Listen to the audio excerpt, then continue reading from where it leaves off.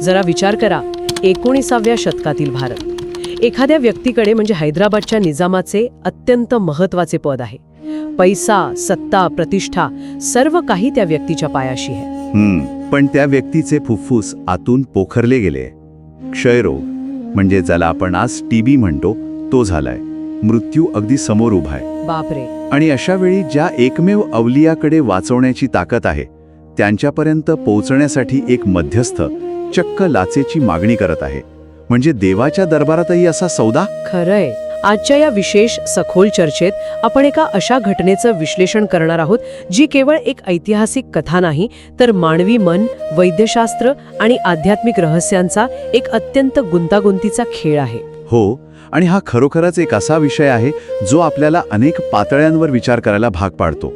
आजच्या आपल्या या विश्लेषणाचा मुख्य आधार आहे श्री स्वामी चरित्र सारामृत या ग्रंथातील 9वा अध्याय. बरोबर. वरवर पाहता हा अध्याय एका भक्ताच्या आजारपणाची आणि तो बरा झाल्याची एक साधी कथा वाटू शकतो. पण जेव्हा आपण यातील नोंदींचा आणि घटनांचा सखोल अभ्यास करतो तेव्हा लक्षात येते की यात एक अतिशय प्रगत असे, म्हणजे ज्याला आपण आध्यात्मिक तंत्रज्ञान म्हणू शकतो, ते दडलेलं आहे. नक्कीच. मानवी लोभ, 2 वेगवेगळ्या धर्मांच्या पवित्र स्थानांचा अद्भुत समन्वय आणि निसर्गातील एक अत्यंत अचूक आयुर्वेदिक फॉर्म्युला, हे सर्व यात एकत्र गुंफलेले आहे. आणि म्हणूनच आजचे आपले उद्दिष्ट खूप स्पष्ट आहे. आपण केवळ ही कथा वरवर पाहणार नाही आहोत, आपण त्यामागील का आणि कसे शोधणार आहोत. अक्कलकोटच्या त्या गर्दीत नक्की काय घडले, स्वामी समर्थ एका मुस्लिम दर्ग्यात जाऊन रिकाम्या कबरीत का झोपले, तो तर अत्यंत गूढ प्रसंग आहे. हो ना. आणि सर्वात महत्वाचे म्हणजे एखाद्या आजारावर कडुनिंब आणि काळी मिरी यांचे मिश्रण का आणि कसे काम करते, या सगळ्या प्रश्नांची उत्तरे आपण शोधणार आहोत. तर आपण थेट जाऊया 19व्या शतकातील अक्कलकोटमध्ये. त्यावेळेचं वातावरण नक्की कसे होते. त्या काळातील अक्कलकोटची परिस्थिती समजून घेणं खूप गरजेचं आहे.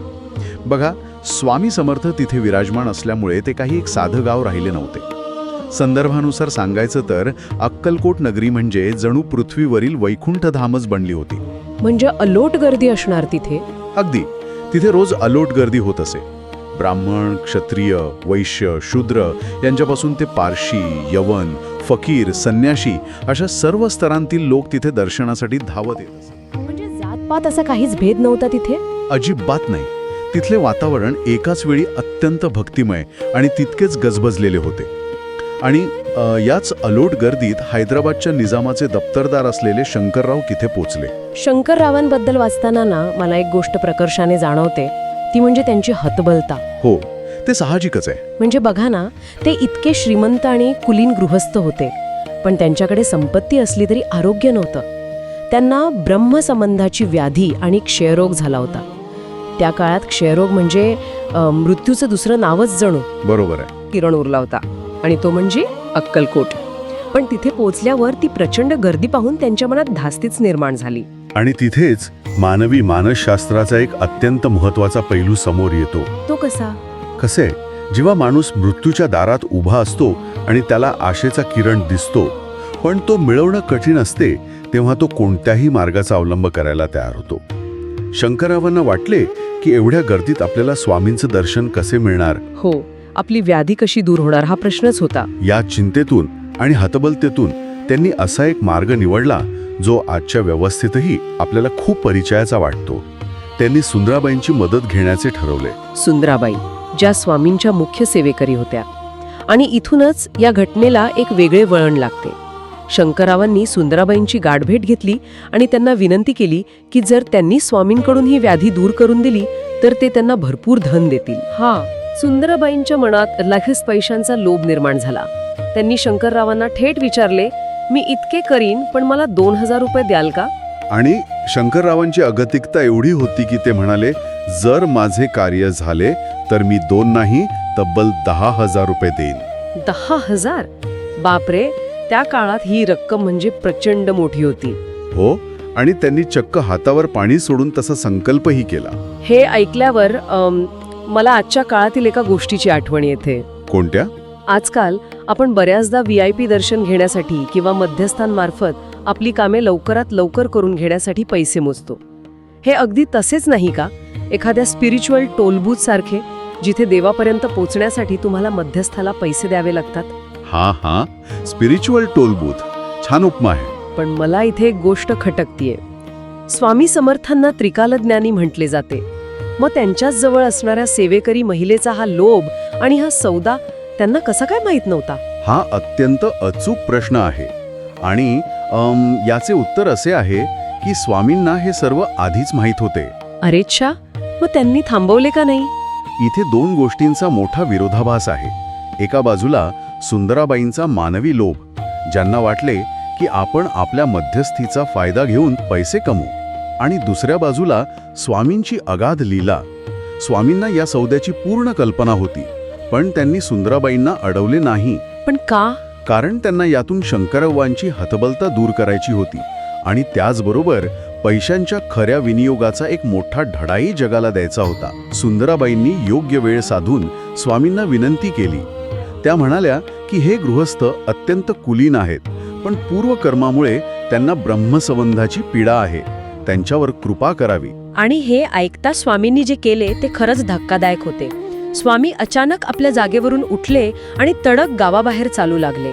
बरोबर. ते थेट गावाबाहेर असलेल्या यवनांच्या स्मशानभूमीत, म्हणजेच एका मुस्लिम दर्ग्यावर गेले. तिथे एक नवीन कबर खणलेली होती. स्वामी त्या नव्या खाचेत गेले आणि स्वतःची छाती टाकून त्या रिकाम्या कबरीत चक्क झोपले. आता हे दृश्य डोळ्यासमोर आणले तर कोणीही अचंबित होईल. एका हिंदू संताने, ज्याला लोक साक्षात परब्रह्म मानत आहेत, तो थेट मुस्लिम स्मशानभूमीत जातो आणि एका रिकाम्या कबरीत जाऊन झोपतो. हे फक्त धक्कादायक नाही, तर त्या काळात हे प्रचंड बंडखोर पाऊल असावे. नक्कीच. पण यामागील नेमके विज्ञान किंवा आध्यात्मिक मेकॅनिझम काय होते? हाच तो महत्वाचा मुद्दा आहे जिथे आपल्याला खोलात जाण्याची गरज आहे. आपण नेहमी ऐकतो की संत जातपात किंवा धर्म मानत नाहीत. बरोबर. पण इथे घडलेली कृती त्याहीपेक्षा खूप मोठी आणि तांत्रिक आहे. तांत्रिक म्हणजे कसं? हे एक प्रकारचं कर्मिक हस्तांतरण होतं. जेव्हा एखादा आजार पूर्वकर्मामुळे आलेला असतो, ज्याला स्त्रोतांमध्ये ब्रह्मसंबंधाची पीडा म्हटले आहे, तेव्हा तो आजार फक्त एखाद्या साध्या आशीर्वादाने बरा होत नाही. म्हणजे कर्माचा हिशोब चुकता करावा लागतो. अगदी बरोबर. कबर ही मृत्यूचे शेवटचे प्रतीक आहे. जेव्हा स्वामी त्या कबरीत झोपले तेव्हा त्यांनी जणू काय त्या भक्ताचं मरण स्वतःवर घेतले. त्यांनी प्रकृतीला आणि नियतीला एक संदेश दिला.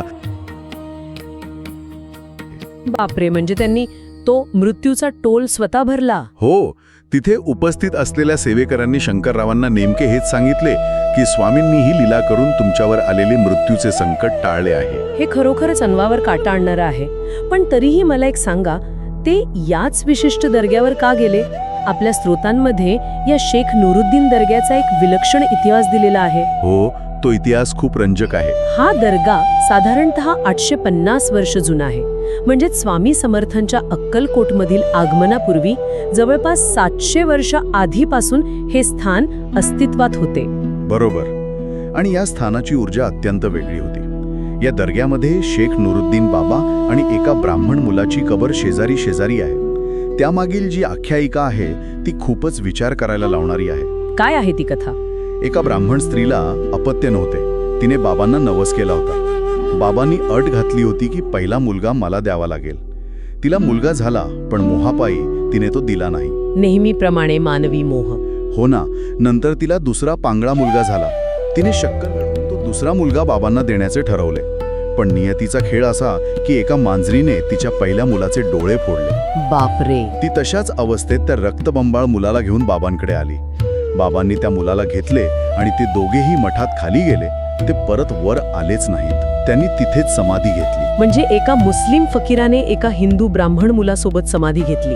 आणि सर्वात रहस्यमय गोष्ट म्हणजे स्वामी समर्थ महाराज अनेकदा तासनतास या दर्ग्यासमोर बसून एका सांकेतिक भाषेत त्या समाधीमधील बाबांशी संवाद साधत असत.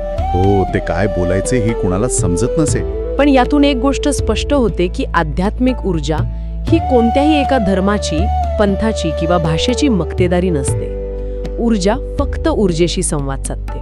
अगदी बरोबर. या घटनेनंतर शंकररावांनी कृतज्ञता म्हणून तिथे फकीरांना भोजन दिले आणि दर्ग्यावर कफनी अर्पण केली. हा समन्वय खूप महत्वाचा आहे. हिंदू असणाऱ्या शंकररावांनी एका मुस्लिम दर्ग्यावर जाऊन कृतज्ञता व्यक्त केली, कारण त्यांना समजले होते की त्यांना मिळालेले जीवदान हे या दोन्ही शक्तींच्या एकत्रीकरणातून आले आहे. खरंय. पण इथे कथेचा सर्वात महत्त्वाचा आणि व्यावहारिक टप्पा सुरू होतो. कारण मृत्यूचं संकट जरी टळले असले तरी शंकररावांच्या फुफ्फुसातील क्षयरोगाचे जंतू आणि त्यांची शारीरिक व्याधी अजूनही शिल्लक होतीच. म्हणजे आध्यात्मिक पातळीवर काम झाले होते, पण भौतिक शरीरालाही उपचारांची गरज होतीच. अगदी बरोबर.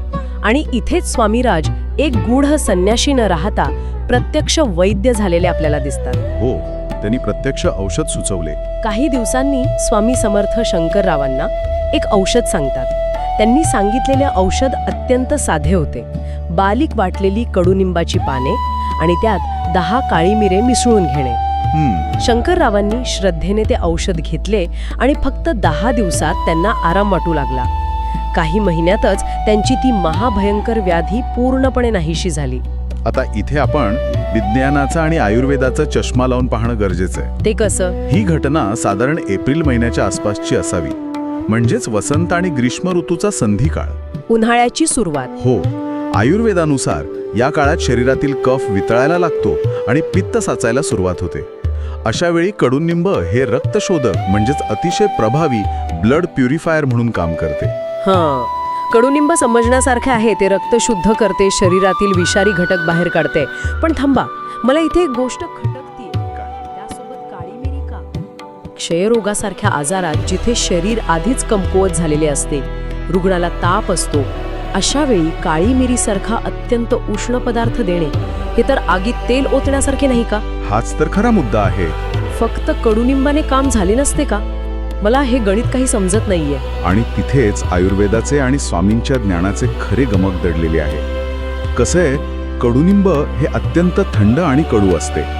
जर एवढे थंड औषध थेट दिले तर ते शरीरातील अग्नी म्हणजेच पचनशक्ती पूर्णपणे मंद करू शकते. अच्छा. जर पचनशक्तीच मंदावली तर औषध शरीरात शोषलेच जाणार नाही. काळी मिरी ही उष्ण असते, ती शरीरातील अग्नी प्रज्वलित करते. आणि आधुनिक विज्ञानाच्या भाषेत सांगायचे झाले तर काळी मिरी ही औषधाचे शोषण किंवा बायो अवेलेबिलिटी प्रचंड पटीने वाढवते. अरे अच्छा. म्हणजे जर आपण याला आजच्या भाषेतील एखाद्या उदाहरणाशी जोडले तर कडुनिंब हे शरीराची सफाई करणाऱ्या कामगारांसारखे आहे, पण काळी मिरी हे त्या कामगारांना शरीराच्या अगदी आतल्या बंद पडलेल्या पेशींपर्यंत पोहोचवणारं वाहन आहे. हो, अगदी तंतोतंत. वाहनाशिवाय कामगार योग्य जागी पोहोचूच शकत नाहीत. हे रूपक अत्यंत समर्पक आहे. कडुनिंब शुद्ध करते आणि काळी मिरी ते औषध फुफ्फुसाच्या शेवटच्या कप्प्यांपर्यंत पोहोचवण्याचं काम करते. हे निसर्गाच्या साखळीचे मानवी शरीराच्या पचनसंस्थेचे आणि औषधी वनस्पतींचं अचूक ज्ञान असल्याशिवाय शक्य नाही. म्हणजे स्वामी फक्त चमत्कार करत नव्हते? अजिबात नाही. ते निसर्गाचे आणि प्रकृतीचे महान ज्ञाते होते. त्यांनी आध्यात्मिक उपायाला भौतिक विज्ञानाची अचूक जोड दिली. हे खरोखरच अद्भुत आहे. आता अमशंकरराव पूर्णपणे बरे झाले होते. त्यांचा आनंद गगनात मावेनासा झाला होता आणि नैसर्गिकरित्या त्यांना त्यांचे वचन आठवले. आजार पूर्ण बरा झाल्यावर ते अत्यंत आनंदाने आपले 10,000 रुपयांचे वचन पूर्ण करण्यासाठी पुन्हा अक्कलकोटला परत आले. पण इथे पुन्हा एकदा मानवी लोभ आणि देवाची न्यायबुद्धी यांची गाठ पडते. शंकररावांच्या मनात एकच विचार होता की आपण दिलेले 10,000 रुपयांचं वचन सुंदराबाईंना देऊन टाकावे आणि या ऋणातून मुक्त व्हावे. साहजिकच आहे. आपण दिलेला शब्द पाळायचा असतो. त्याचे परिणाम काय होतील? होय. आणि तिथे स्वामींची स्पष्ट आज्ञा येते. स्वामी शंकररावांना तो पैसा सुंदराबाईंना देण्यापासून चक्क रोखतात. बरोबर. त्याऐवजी ते त्यांना एक नवीनच आज्ञा देतात. जिथे मारुतीचे एक निर्जन स्थान आहे तिथे तुम्ही एक चुनेगच्ची मठ बांधावा. जेव्हा स्वामींनी ही आज्ञा दिली तेव्हा तिथल्या कारभाऱ्यांनी विनंती केली की महाराज, ते ठिकाण अत्यंत निर्जन आहे, तिथे कोणी राहणार नाही, आपण मठासाठी दुसरी जागा पाहूया.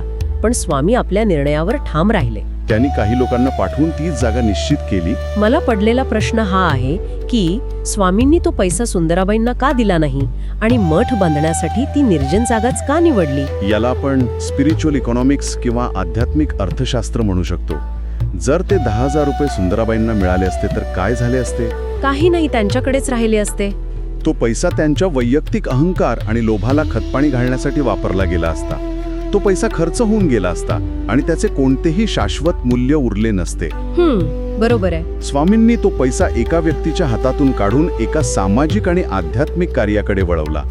आणि निर्जन जागा निवडण्याचे कारण म्हणजे जिथे माणसांचा गजबजाट नसतो तिथेच खऱ्या अर्थाने शांती टिकून राहते. अशा ठिकाणी उभारलेली वास्तू खऱ्या साधकांना आकर्षित करते. आणि अखेर स्वामींच्या आज्ञेनुसार आणि सर्वांच्या संमतीने तिथे एक अतिशय सुंदर असा मठ उभारला गेला. सुरुवातीला 10,000 रुपये ठरले असले तरी जेव्हा मठाचे काम सुरू झाले तेव्हा तो इतका भव्य बनला की त्यासाठी शंकररावांचे तब्बल 30,000 रुपये खर्च झाले. बापरे, 30,000? हो. आणि तोच मठ आज राजेरायन मठ म्हणून अक्कलकोटमध्ये प्रसिद्ध आहे. विचार करा, आज शेकडो वर्षानंतरही लोक तिथे जाऊन शांतीचा अनुभव घेतात. एका व्यक्तीचा आजार, त्यातून आलेला पैसा आणि त्या पैशातून उभी राहिलेली एक शाश्वत वास्तू जी आजही हजारो लोकांना मानसिक आधार देत आहे. हे स्वामींच्या दूरदृष्टीचं सर्वात मोठं प्रमाण आहे. नक्कीच. आज सुंदराबाईंच्या त्या पैशांच्या लोभाची फक्त एक कथा उरली आहे, पण शंकररावांच्या श्रद्धेने आणि स्वामींच्या आज्ञेने उभा राहिलेला तो मठ आजही अजरामर आहे. जर आपण या संपूर्ण सखोल चर्चेचा धागा एकत्र जोडला तर आपल्याला काय दिसतंय? एका अत्यंत हताश आणि मृत्यूच्या दारात उभ्या असलेल्या माणसाचा संघर्ष, एका मुस्लिम दर्ग्यातील अद्भुत लीलेतून कर्मांचे हस्तांतरण करून मिळालेले आध्यात्मिक जीवनदान, निसर्गाच्या कुशीतील कडुनिंब आणि काळी मिरी यांच्या मिश्रणातून मिळालेले अचूक आयुर्वेदिक औषध, बरोबर, आणि सरतेशेवटी मानवी लोभावर मात करत उभा राहिलेला शांतीचा आणि भक्तीचा राजेरायण मठ. हे सगळे टप्पे एकमेकांत इतके घट्ट गुंफलेले आहेत की त्यातून मानवी जीवनाचा एक परिपूर्ण प्रवास उलगडतो. अगदी बरोबर. म्हणूनच श्री स्वामी चरित्र सारामृतच्या या 9व्या अध्यायाचं महत्त्व खूप मोठं आहे. या ग्रंथात म्हटले आहे की या चरित्राचं श्रवण करणे हे गंगेच्या एका थेंबासारखे पवित्र आहे. सुंदर उपमा आहे. जसा गंगेचा एक छोटासा थेंबही माणसाला शुद्ध करतो, तसेच या कथांमागील अर्थ समजून घेतल्यावर, त्यातील विज्ञान आणि अध्यात्म समजून घेतल्यावर मनाला असीम शांती मिळते. जो कोणी श्रद्धेने आणि खुल्या मनाने हे समजून घेतो त्याच्या आयुष्यातील अनेक वैचारिक आणि मानसिक व्याधी नक्कीच दूर होऊ शकतात. आपण या सखोल चर्चेच्या अगदी शेवटच्या आलो आहोत, पण आजचा हा विषय संपवण्यापूर्वी मला एक विचार आपल्या सर्व श्रोत्यांसमोर ठेवायचा आहे. कोणता विचार? आजच्या काळात आपल्याला कदाचित तो 19व्या शतकातला क्षयरोग नसेल, पण जर शंकररावांचा तो शारीरिक आजार, तो ब्रह्मसंबंध हे आजच्या काळातल्या आपल्या आत साचलेल्या आध्यात्मिक ताणतणावांचे किंवा या प्रचंड धावपळीच्या आणि माहितीच्या अतिरेकाचा आजाराचे प्रतीक असेल, तर आपले ते आंतरिक आजार दूर करण्यासाठी आपले कडुलिंब आणि काळी मिरी काय असू शकते? हा खूपच सखोल आणि अंतर्मुख करणारा प्रश्न आहे. हो ना. कडुनिंब म्हणजे कदाचित ते कडू सत्य जे आपण स्वीकारायला हवे, आणि काळी मिरी म्हणजे ती योग्य कृती जी त्या सत्याला आपल्या जीवनात अंमलात आणायला मदत करेल. अगदी अचूक. प्रत्येकाने आपल्या आयुष्यातील तो पैशांचा लोभ, ती सुंदराबाईंची वृत्ती ओळखून आपला वेळ आणि ऊर्जा एका राजेरायन मठासारख्या शाश्वत आणि शांत गोष्टीसाठी कशी वापरता येईल याचा नक्कीच शोध घेतला पाहिजे. बरोबर. आणि याच एका सखोल विचारासोबत आज आपण इथेच थांबूया. या संपूर्ण घटनेमागील विज्ञान, अध्यात्म आणि मानवी स्वभाव आपण नक्कीच समजून घेतला असेल. होय. अनंत कोटी ब्रह्मांड नायक, राजाधिराज, योगीराज, परब्रह्म श्री स्वामी समर्थ महाराज की जय.